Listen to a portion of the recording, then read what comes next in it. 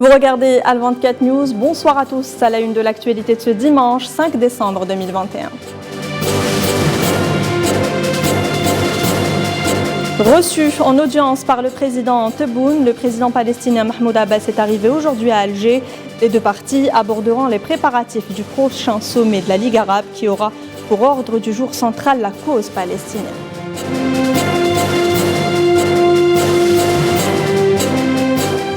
Santé, des heurts lors de plusieurs manifestations contre les mesures anti-Covid-19. Les mouvements de protestation se sont multipliés de nouveau en Europe.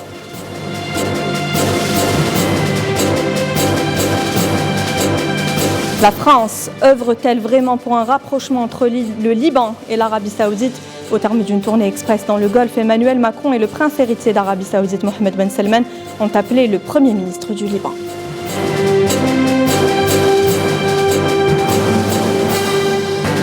Et nous vous emmènerons danser au rythme du spectacle de flamenco de la Fondation Conservatorio Flamenco Casa Patas, intitulé A Tierra, une création de Sara Nieto.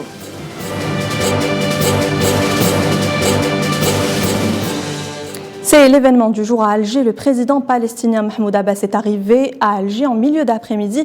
Il entame une visite d'État de 3 jours, visite qui s'inscrit dans le but de se concerter avec le président algérien Abdelmajid Tebboune, le tenir informé des derniers développements de la cause palestinienne et coordonner les positions concernant la tenue du sommet arabe sur la terre d'Algérie qui se tiendra en mars 2022. Le président Abbas a été accueilli à son arrivée à l'aéroport international Houari Boumediene par le président de la République algérienne lui-même, Abdelmajid Tebboune. Nos équipes étaient sur place. Je vous propose de revivre cette arrivée en images.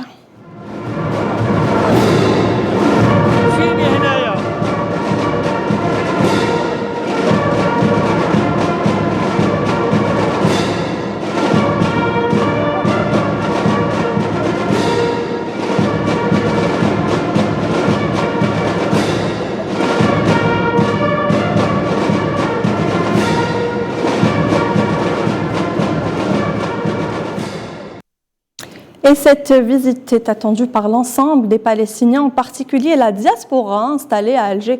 On écoute ensemble Mohamed El-Hamami, représentant du Front démocratique pour la libération de la Palestine à Alger. Il a été contacté par Atin Al-Makassi.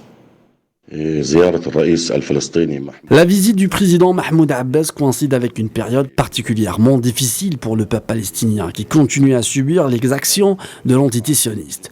Al-Quds, les expropriations de la terre de se poursuivre. L'assassinat des Palestiniens se poursuit. Pour cette visite, l'Algérie envoie un message fort et affirme que la cause palestinienne est au cœur de la préoccupation des pays arabes. Surtout en ce moment de trahison de certains pays arabes qui ne contentent plus de la normalisation des relations, mais signent des accords de sécurité avec l'entité sioniste. L'Algérie continue à affirmer sa solidarité avec notre peuple et toutes ses luttes. Surtout que ces accords ne serviront jamais les intérêts des nations arabes. Ils ne feront que servir les intérêts de l'entité sioniste qui ne respectera les décrets des Nations Unies que ces pays arabes parlent d'une voix commune et c'est là où intervient l'Algérie. Et les relations qui lient à l'Algérie à la Palestine dépassent le cadre politique. Elles relèvent du soutien indéfectible de l'Algérie à la cause palestinienne. Depuis son indépendance, vous le savez, l'Algérie défend le droit au peuple palestinien à l'autodétermination et l'indépendance. Et c'est dans ce sillage que le président palestinien entame sa visite en Algérie. On fait le point avec Tinhin Al-Makassi. C'est dans un climat international et régional hostile à la cause palestinienne que le président Mahmoud Abbas revient à Alger 7 ans après sa première visite.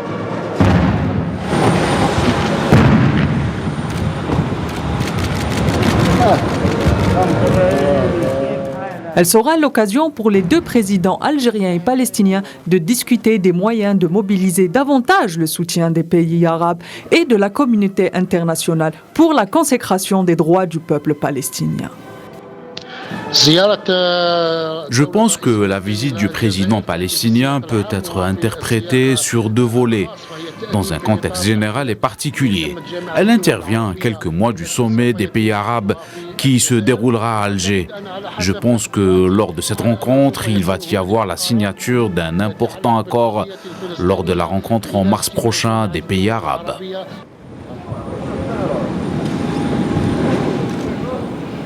Cette visite, qui a commencé ce dimanche et qui se déroulera sur 3 jours, sera l'occasion pour le président algérien Abdelmadjid Tebboune de rappeler à son homologue palestinien le soutien indéfectible de la nation algérienne au peuple palestinien.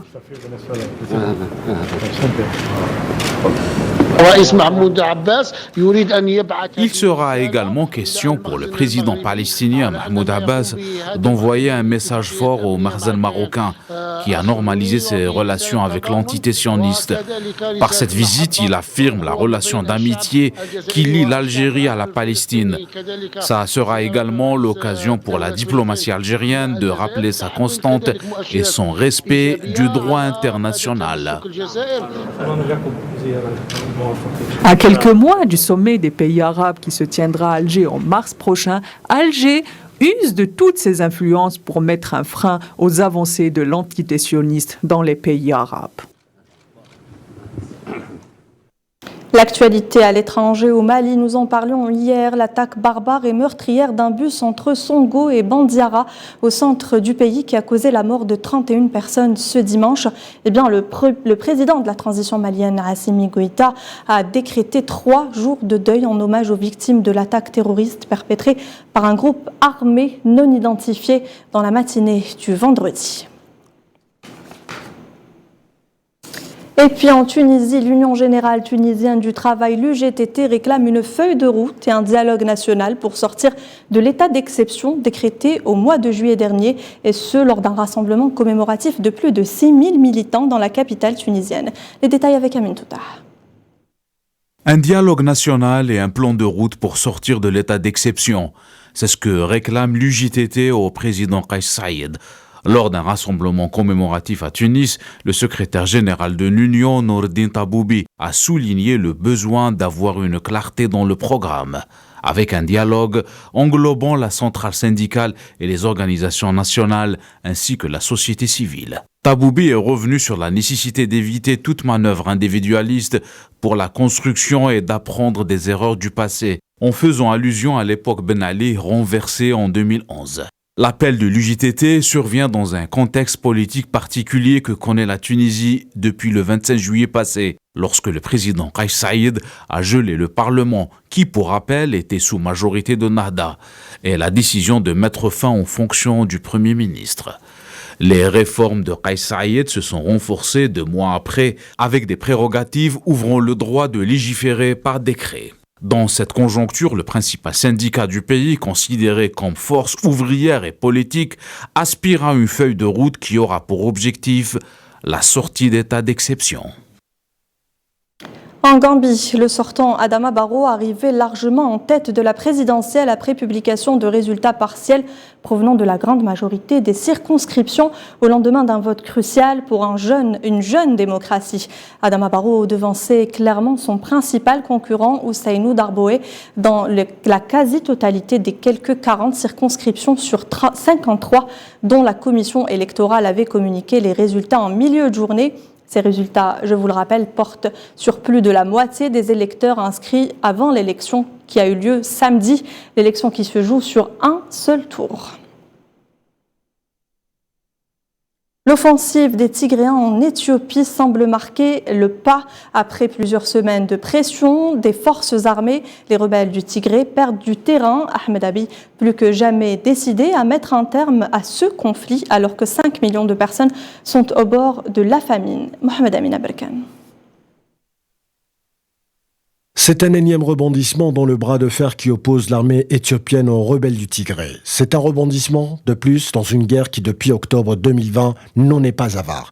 Après plusieurs semaines marquées par une spectaculaire progression des forces de défense du Tigré en direction d'Addis Abeba, voici désormais que l'armée fédérale éthiopienne et ses supplétifs paramilitaires regagnent du terrain. Mercredi, le pouvoir central a annoncé avoir repris plusieurs localités de la région Amhara, dont celle hautement symbolique de la Libella que les Tigréens avaient conquis début août. Le Premier ministre Abiy Ahmed, monté au front pour diriger cette contre-offensive, revendique une victoire militaire inimaginable et promet de détruire l'ennemi. Les dirigeants tigréens, de leur côté, assurent qu'ils ont reculé sans combattre pour mieux procéder à des ajustements territoriaux en vue de futures offensives stratégiques. Même si la journée de samedi a été marquée par la première vraie défaite des Tigréens, ils étaient des centaines de rebelles à déposer les armes et se rendent aux autorités. L'Éthiopie, deuxième pays le plus peuplé d'Afrique avec ses 115 millions d'habitants, un État pivot aux confins de la Corne de l'Afrique, du Golfe, mais aussi de l'Afrique du Nord. Abiy Ahmed, l'homme de confiance de l'Occident, Premier ministre depuis 2018 et lauréat du prix Nobel de la paix pour la signature d'un accord de paix avec l'Érythrée voisine, a déclenché en novembre 2020 une guerre fratricide et sans merci entre son armée fédérale et le Front de libération du peuple tigré. Les combats ont déjà fait des milliers de morts et au moins 2 millions de déplacés. Une situation d'insécurité qui risque de s'étaler dans le temps. Au chapitre santé, Covid-19, alors que les cas de contamination explosent de nouveau dans de nombreux pays, l'apparition du nouveau variant Omicron fait planer un vent de panique. En France comme en Allemagne, le taux d'occupation des lits en soins intensifs monte en flèche. Neila Hamouda. Du côté de l'Allemagne, la situation préoccupante a poussé les dirigeants à prendre des décisions de plus en plus sévères. Angela Merkel, une semaine avant de quitter son poste de chancelière, a de nouveau plaidé pour la vaccination contre le Covid-19. Elle exhorte ses concitoyens à se faire vacciner. Nous sommes au milieu de la 4e vague de la pandémie dans une situation très grave. Dans certaines parties de notre pays, on ne peut que parler de drame. Des unités de soins intensifs surchargées, des personnes gravement malades qui doivent traverser l'Allemagne par avion pour recevoir les soins dont elles ont besoin. Et actuellement, jour après jour, un nombre terriblement élevé de personnes dont la vie est emportée par le virus. Le gouvernement allemand avait annoncé jeudi l'instauration de fortes restrictions sanitaires contre les personnes non vaccinées. Fini les bars, les restaurants, les cinémas, les commerces non essentiels ou les marchés de Noël. Être guéri du Covid-19 ou avoir reçu les vaccins deviennent les seuls moyens d'échapper à ce nouveau quasi-confinement. Dans le but d'encourager la vaccination et d'enrayer la propagation du virus, l'Italie a aussi instauré le port obligatoire du masque dans les rues commerçantes les plus populaires de Rome, en attendant sa généralisation dans les autres villes. Et si le virus gagne toujours du terrain, c'est un nouveau samedi de manifestation dans plusieurs pays européens contre les restrictions sanitaires notamment, alors que le vieux continent est toujours durement frappé par la 5e vague de Covid-19 et menacé par le variant Omicron. Salah Faisal. Des milliers de personnes se sont rassemblées dans les rues d'Utrecht aux Pays-Bas contre le confinement partiel imposé il y a 3 semaines par le gouvernement. Bars, restaurants et magasins non essentiels doivent fermer à 17h. En France, ce sont les soignants qui ont manifesté samedi dans les rues de Paris. Pas contre les restrictions sanitaires cette fois, mais pour défendre le système de santé publique. Autre manifestation à Vienne, en Autriche, pour le 3e week-end consécutif, alors que le pays est confiné depuis le 22 novembre. Des dizaines de milliers de personnes ont manifesté contre les mesures gouvernementales de lutte contre le coronavirus, notamment la vaccination qui sera obligatoire à partir de février. 40 000 personnes étaient rassemblées selon la police. En Espagne, les manifestants protestaient contre la récente entrée en vigueur dans la région autonome du pass sanitaire appelé certificat Covid. Il est désormais obligatoire pour accéder aux restaurants, bars, salles de sport et hôpitaux. En Suède, la 4e vague est arrivée. Le gouvernement envisage un nouveau règlement, le port du masque obligatoire. Distanciation sociale, télétravail et aussi l'arrêt du transport public à l'exemple des bus. Des décisions seront prises à cause du nombre de cas Covid-19 qui s'est doublé depuis mi-novembre, 186 cas par million. La Suède est la moins touchée dans le vieux continent. Bruit de bottes, une nouvelle fois à la frontière entre la Russie et l'Ukraine. Les forces russes seraient en train de se concentrer à 4 endroits différents. C'est en tout cas ce que semble révéler le Washington Post, citant un document militaire américain. Mohamed Amin Aberkan. C'est une déclaration qui risque d'aggraver la situation dans le conflit qui oppose l'Ukraine à la Russie. Dans son édition parue vendredi, le très sérieux Washington Post annonce que selon des sources militaires, que la Russie se prépare à une offensive terrestre contre l'Ukraine dès l'an prochain, rapportant que le Kremlin était prêt à engager 175 000 soldats sur le front. Les craintes de Kiev se précisent de jour en jour. Plus que jamais décidé à aller à la confrontation directe avec l'Ukraine, Vladimir Poutine et son administration n'ont pas l'intention de prendre du recul. Selon les dernières informations, Moscou se prépare à lancer son bataillon composé de groupes tactiques avec un effectif estimé à 175 000 hommes, ainsi que des chars, de l'artillerie et d'autres équipements, a affirmé un haut responsable au Pentagone au quotidien américain sous condition d'anonymat. Joe Biden a fait monter d'un cran la pression sur la Russie en disant préparer des initiatives pour défendre l'Ukraine en cas d'invasion, suite à la concentration des troupes russes près de la frontière ukrainienne. Malgré la pression de la Maison-Blanche, Vladimir Poutine reste droit dans ses bottes, plus que jamais décidé d'aller jusqu'au bout de sa stratégie. Joe Biden et Vladimir Poutine doivent prochainement discuter en visioconférence des tensions autour de l'Ukraine, 7 ans après l'annexion russe de la Crimée et la prise de contrôle d'une partie de l'Est de l'ancienne République soviétique par les forces séparatistes pro-russes. Et toujours autour de ce conflit entre la Russie et l'Ukraine, un avion de ligne russe a été contraint de changer de trajectoire pour éviter un appareil espion de l'OTAN qui traversait son couloir de vol prévu au-dessus de la mer Noire, ont rapporté les autorités russes. Cet avion espion est descendu de façon rapide, traversant la route établie par un Airbus de la compagnie Aeroflot avec 142 personnes à bord, selon l'agence fédérale russe du transport aérien. Je vous le disais en titre, la situation au Liban était au menu de la tournée du président français Emmanuel Macron dans les pays du Golfe, le secteur de l'énergie, de la finance, la lutte contre la corruption et le contrôle des frontières ont été évoqués dans une déclaration dans ce qui ressemble à une autre manœuvre d'ingérence menée par Paris. Sofiane Balotti. Pays de la région. Emmanuel Macron a clôturé hier sa tournée dans les pays du Golfe. Le président français a visité le Qatar, les Émirats arabes unis et surtout l'Arabie saoudite. Acteur géopolitique de poids. Au menu de la visite, des tractations tous azimuts. La donne géopolitique complexe et surtout de gros contrats d'armement. Dans un communiqué commun, la France et l'Arabie saoudite évoquent le Liban. Les deux parties appellent à l'application des accords de Taïf et évoquent en filigrane le désarmement du Hezbollah. Véritable fusil d'épaule de l'action des deux pays au Liban. Une crise diplomatique profonde a précipité la rupture entre Riyad et Beyrouth. Le mouvement social libanais dénonce activement depuis 2019 l'accointance des élites dirigeantes, notamment financières, avec Paris et Abu Dhabi, et leur rôle dans le pillage du pays. Pour rappel, la France avait promis son aide financière après la destruction du port de Beyrouth, mais la parole de Macron reste encore non tenue. En 2005, Paris a été à l'origine de la résolution 1559, ordonnant le retrait des troupes syriennes du Liban, après l'assassinat de Rafik Hariri, un proche de Paris. La guerre de juillet 2006 contre l'agression sioniste a eu lieu dans le sillage. Depuis la fin de l'occupation sioniste du sud du Liban en 2000, le pays est soumis à de grosses pressions qui ont débouché sur une situation économique de crise intense et sur une véritable impasse politique. En témoigne le faible gouvernement de Najib Mikati, l'affaire Georges Kordahi ou le va-et-vient de Rafik Hariri au gouvernement. Pour rappel, Paris est très critiqué pour son rôle dans la déstabilisation de la Syrie, mais aussi pour son soutien militaire à la coalition en guerre contre le Yémen depuis plus de 6 ans, dans une des pires crises humanitaires contemporaines. À Beyrouth, l'ingérence française dans les affaires intérieures est vue d'un très mauvais œil, notamment après les effets catastrophiques de la loi César, l'effondrement financier et la conjonction des pénuries et du stress énergétique endémique. Et puis cette vidéo qui fait froid dans le dos et qui est devenue virale en quelques heures seulement, montrant la police sioniste exécutant de sang-froid un jeune Palestinien blessé et inerte et qui ne représentait a priori aucun danger.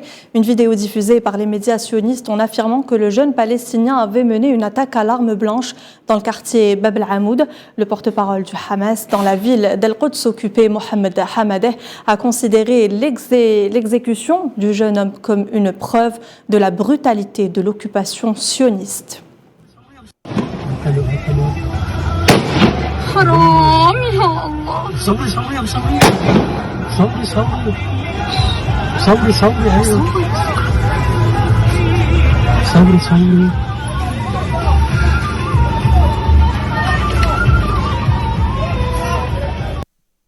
Et direction l'Asie, en Inde, une tempête baptisée cyclone Jawed a frappé le sud du pays. Les autorités locales ont annoncé que près de 55 000 personnes avaient été évacuées. Une tempête tropicale accompagnée de fortes pluies ayant balayé une partie du sud de l'Inde. Les écoles situées dans les zones considérées à risque ont également été fermées et 75 voyages en train précédemment programmés ont été annulés. Aucune perte humaine ni dommages matériels n'ont été cependant signalés pour l'heure. Et en Indonésie, une éruption volcanique a causé la mort de 13 personnes et au moins 57 autres ont été blessées dans l'éruption du volcan Semeru, a indiqué l'agence de gestion des catastrophes dans un communiqué. Le mont Semeru, plus haut sommet de Java, culmine à 3676 mètres. Des images de l'agence météorologique que vous voyez à l'instant et de géophysique d'Indonésie ont montré des cendres tombant de l'océan Indien. La dernière éruption majeure du Semeru date de décembre 2020. Elle avait aussi provoqué la fuite de milliers de personnes et couvert des villages entiers. Au chapitre économie, le président de la République algérienne, Abdelmajid Tebboune, a présidé ce dimanche une réunion du Conseil des ministres consacrée à l'examen de l'approbation de projets de loi et de décrets et la présentation également d'exposés relatifs au secteur de la recherche scientifique, des start-up et des télécommunications, ainsi qu'au suivi des préparatifs des Jeux méditerranéens prévus en 2022 à Oran, a indiqué un communiqué officiel. Économie toujours, relance industrielle, focus aujourd'hui sur les fleurons de l'industrie algérienne et des grands groupes publics et leur rôle dans la relance économique, notamment dans les secteurs stratégiques. Les précisions de Khaireddin Battash.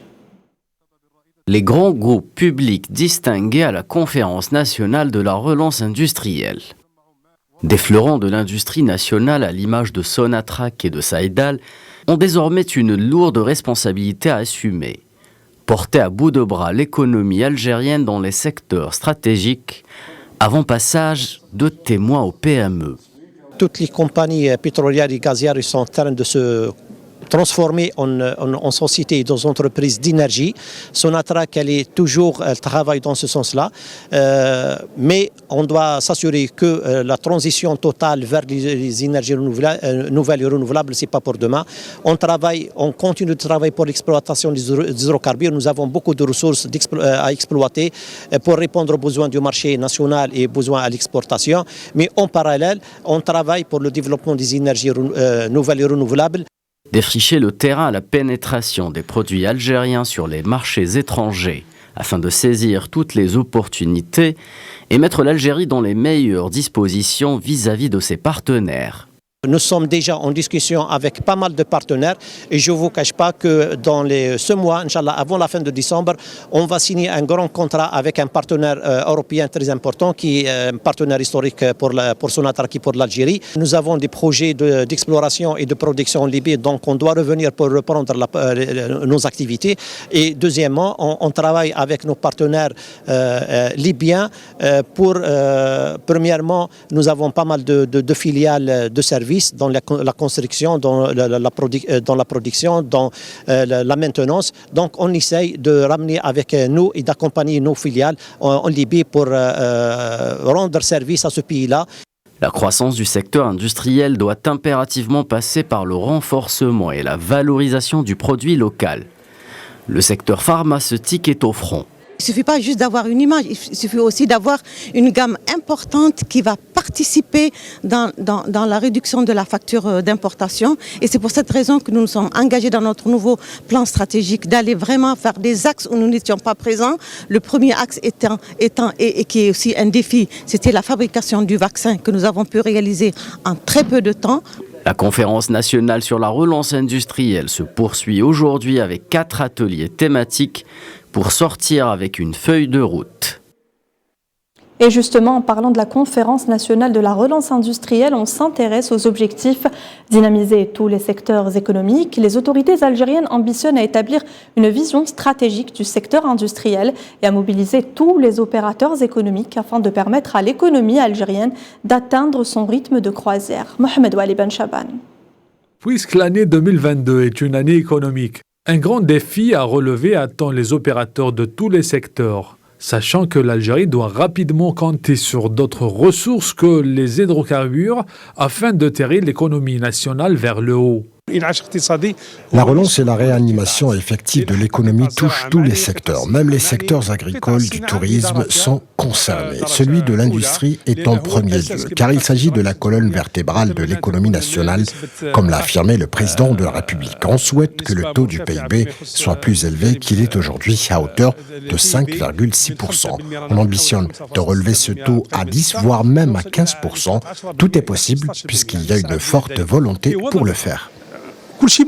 Dès aujourd'hui, 4 ateliers seront analysés pour trouver des solutions adaptées à la situation actuelle du pays, en tirant parti des expériences du passé, en associant tous les acteurs concernés à la mise en œuvre du plan d'action du secteur de l'industrie. Espérant sortir surtout avec un plan d'action opérationnel et un calendrier, parce que là, encore une fois, le temps joue contre nous et le message du président était clair, l'industrie, la mécanique, l'intégration, la pièce de rechange, c'est lui-même qui en a parlé, donc bien sûr en tant qu'acteur du secteur de la mécanique, je suis très sensible à ça et on va tout faire pour que les entreprises algériennes en fait réussissent à regagner leur marché naturel. Le président de la République algérienne Abdelmadjid Tebboune a affirmé que les recommandations et les propositions qui couronnent les travaux de ces rencontres feront l'objet d'examen et d'un intérêt particulier que le gouvernement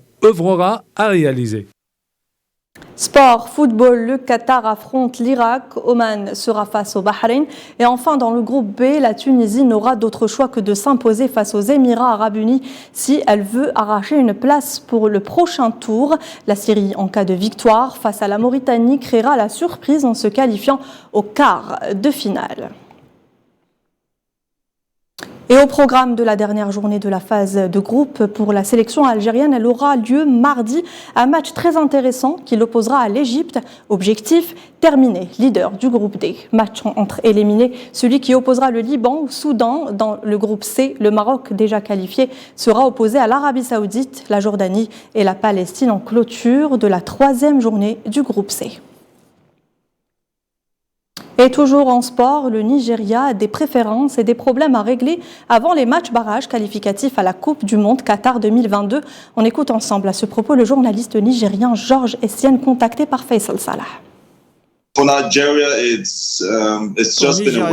on attend avec impatience le tirage au sort avant le match final. Il y avait des calculs sur comment les choses vont passer, mais il n'y a pas un seul fan nigérian qui va rencontrer l'Égypte, la Tunisie, l'Algérie ou bien une équipe d'Afrique du Nord.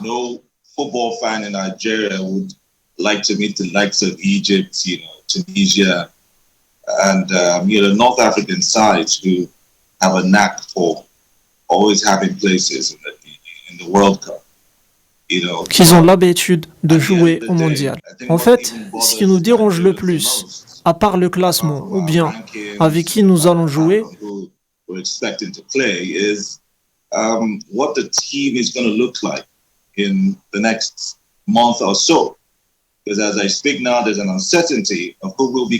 C'est bien comment notre équipe va jouer dans le mois à venir. Parlons maintenant, il y a une incertitude sur qui va être notre entraîneur. Ça fait longtemps qu'on n'a pas eu ce problème d'entraîneur. C'est considéré comme un débat majeur actuellement. Celui qui va nous entraîner doit bien se concentrer et décider comment on va dépasser cette situation difficile. Enfin, ce sont les meilleurs des équipes qui ont toutes leurs chances de se qualifier.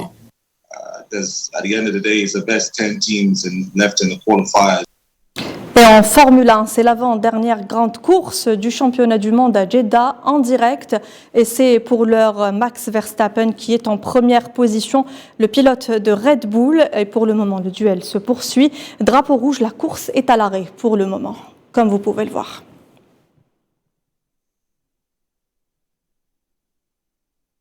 Au chapitre culture, le délégué général du Festival de Cannes, Thierry Frémaux, nous consacre un entretien exclusif lors du Festival du film du Caire. Thierry Frémaux revient pour nous sur le rôle des festivals cinématographiques dans le monde, mais aussi sur l'importance de la participation des professionnels du cinéma à ce genre de manifestation. Je vous propose de l'écouter. D'abord, je suis très content d'être ici, en Égypte, parce que c'est la première fois que je viens dans ce pays. Et puis, ça fait longtemps que je voulais venir au Festival du Caire, parce que, d'abord, les dirigeants du Festival de Caire, Mohamed Elzi, ils viennent à Cannes chaque année. Et donc, c'est une visite normale que je fais, mais je suis aussi très curieux de voir le déroulement du festival, comment ça s'organise. Donc, il y avait beaucoup de raisons pour venir. Et aussi que... il n'y a pas seulement l'Europe, il n'y a pas seulement l'Amérique, il y a aussi le Middle East, il y a aussi l'Égypte, qui est un pays qui a une grande tradition de cinéma. La sélection cannoise est une sorte de grande démocratie mondiale. N'importe qui dans le monde qui a fait un film au moins 1 heure peut nous l'envoyer. Évidemment, on reçoit 2000 films. Tous les films ne sont pas sélectionnés, mais tous les films sont vus. Parce que c'est ça le respect qu'on doit au cinéma mondial, puis aussi parce qu'on apprend. Même un film qui n'est pas sélectionné peut être intéressant. Ça peut être intéressant de le voir. Et la 22e édition des Journées théâtrales de Carthage s'est officiellement ouverte samedi à la Cité de la Culture, au centre de la capitale Tunis. Après une interruption d'1 an en raison de la pandémie Covid-19, cet événement incontournable du 4e art qui se déroule du 4 au 12 décembre propose 99 pièces de théâtre tunisiennes, arabes et internationales, dont 14 en compétition officielle. Un rendez-vous à ne pas rater donc pour les professionnels du 4e art et les amoureux du théâtre. Et avis aux amateurs de danse, hier soir, l'Opéra d'Alger a vibré sous les rythmes enflammés et du flamenco. La prestigieuse fondation Casa Patas est venue directement d'Espagne pour le plus grand bonheur du public algérien qui n'a pas manqué ce rendez-vous. Notre journaliste Amela Bedja a vibré au rythme du flamenco aussi. Voici son sujet.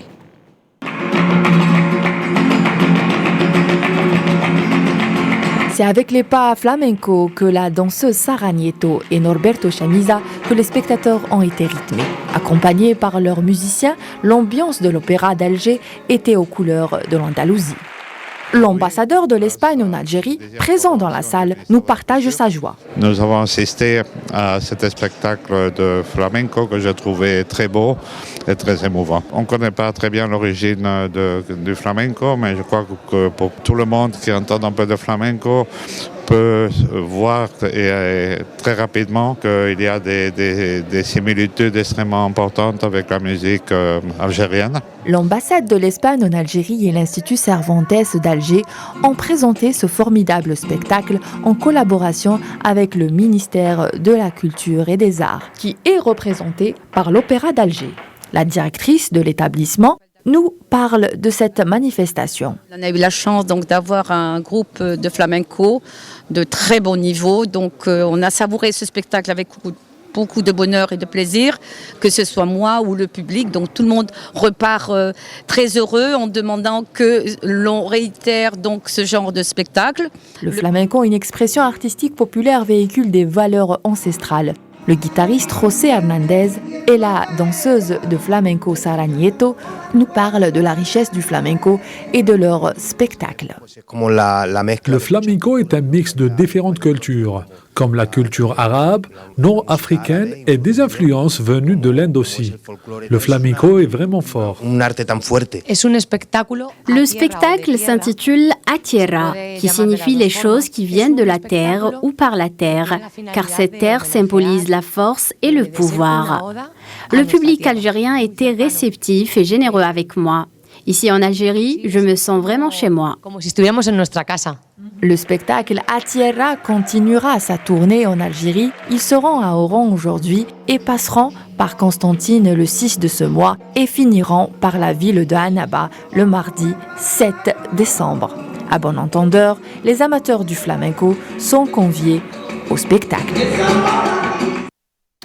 Et c'est donc en musique que s'achève notre édition. Merci à tous de l'avoir suivi. Prochaine édition demain, 13h et 19h avec Riyad Lahri et Fatma Mhenni. Très belle soirée à tous sur Al24 News.